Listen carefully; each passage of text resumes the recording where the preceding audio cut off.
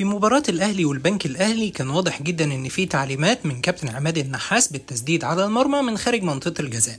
واحد يقول لي ليه يا عم أنت كنت معاهم؟ أقول له لا، إن أدي أول تسديدة طاهر بيسددها ترد لإمام ويسددها يشيلها البلعوطي، التانية على طول في المرمى. ولو مش مصدق خريطة تسديدات المباراة بتقول إن النادي الأهلي ليه 13 تسديدة مقابل 3 بس للبنك الأهلي، وتسديدات النادي الأهلي أغلبها من خارج منطقة الجزاء. نروح لهدف البنك الأهلي الغريب والعجيب واللي فيه زيادة عددية كبيرة جدا تصل ل10 لعيبة من النادي الأهلي قدام 3-4 لعيبة من لعيبة البنك الأهلي، ومع ذلك نيمار بيعدي من واحد والتاني وبيلعب الكرة ليو النور، وياسر إبراهيم بيتزحلق ويو النور بيلف ويدور ويحط هدف في مرمى محمد الشناوي. عايزك تركز معايا في هدف فوز النادي الاهلي النهارده على ياسر ابراهيم اللي تقمص دور اتشيربي في مباراه الانتر وبرشلونه، وطلع للهجوم من غير ما حد يقول له عشان يستقبل الكره العاليه ويريحها على طول لوسام ابو علي اللي بيحط هدف ولا احلى ولا اروع عشان يعلن فوز النادي الاهلي 2-1 عشان يقرب اكتر من حسم بطوله الدوري العام. بالتوفيق للنادي الاهلي في اللي جاي. سلام.